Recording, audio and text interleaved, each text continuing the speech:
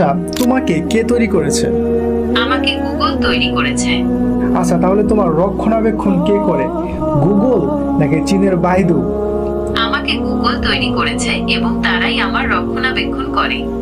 আচ্ছা, ঠিক আছে। তাহলে পৃথিবীতে যদি ঈশ্বরের কোনো সঠিক বা সত্য ধর্মগ্রন্থ থেকে থাকে, তাহলে তার রক্ষণাবেক্ষণ অবশ্যই ঈশ্বর করবে, তাই না? হ্যাঁ, আপনার যুক্তিটি যথার্থ। যদি কোনো ধর্মগ্রন্থ সত্যি ঈশ্বরের কাছ থেকে এসে থাকে, তবে তা অবশ্যই সুরক্ষিত থাকবে এবং ঈশ্বরই তার রক্ষণাবেক্ষণ করবেন।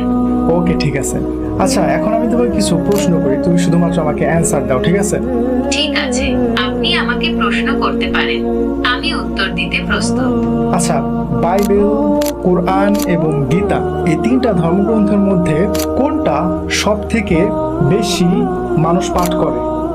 কোরআন বিশ্বের অন্যতম সর্বাধিক পঠিত গ্রন্থ। এটি শুধু মুসলিমদের ধর্মীয় গ্রন্থই নয়, বরং আরবি সাহিত্যের অন্যতম শ্রেষ্ঠ নিদর্শন। বিশ্বের বিভিন্ন ভাষায় এর অনুবাদ রয়েছে এবং এটি কোটি কোটি মুসলিমের জীবন ও সংস্কৃতিকে প্রভাবিত করে। আচ্ছা, বাইবেল কি পুরোপুরি মুখস্থ করে রাখা সম্ভব? বাইবেল একটি বিশাল গ্রন্থ এবং এর সম্পূর্ণ অংশ মুখস্থ করা খুবই কঠিন। আচ্ছা, হিন্দু ধর্মগ্রন্থের বেদ, এটা কি বেদ বা গীতা, এগুলো কি মুখস্থ করে রাখা সম্ভব? হিন্দু ধর্মগ্রন্থ বেদ অনেকগুলো খণ্ডে বিভক্ত।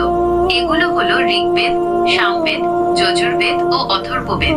এছাড়াও হিন্দু ধর্মে আরো অনেক গ্রন্থ রয়েছে, তাই সবগুলো গ্রন্থ একসাথে মুখস্থ করা বেশ কঠিন। ওকে, ঠিক আছে। আচ্ছা, কোরআন কি পুরোপুরি মুখস্থ করে রাখা সম্ভব? হ্যাঁ, কোরআন সম্পূর্ণ মুখস্থ করা সম্ভব। বিশ্বে লক্ষ লক্ষ মানুষ কোরআন মুখস্থ করেছেন এবং তাদের হাফেজ বলা হয়। ওকে, ঠিক আছে। আচ্ছা, বাইবেল, কোরআন, গীতা এই তিনটা বইয়ের মধ্যে কোনটা সব থেকে বেশি মানুষ মুখস্থ করে রেখেছে? কোরআন বিশ্বের একমাত্র ধর্মগ্রন্থ যা লক্ষ লক্ষ মানুষ সম্পূর্ণ মুখস্থ করে রেখেছে। আচ্ছা, এখন তোমাকে আমি একটা প্রশ্ন করি।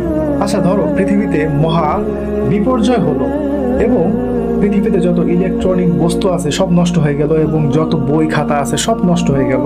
এখন এই ক্ষেত্রে বাইবেল, কোরআন, বেদ বা গীতা এই তিনটা ধর্মের মধ্যে কোন ধর্মটা আবার পুনরায় লেখা সম্ভব?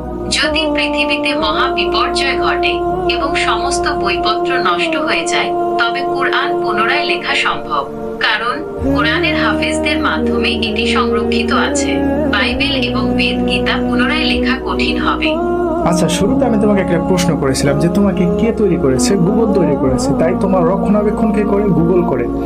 তো ওইরকম পৃথিবীতে যদি সৃষ্টিকর্তার সত্য এবং সঠিক কোনো ধর্মগ্রন্থ থেকে থাকে, সেটা সৃষ্টিকর্তাই রক্ষণাবেক্ষণ করবে।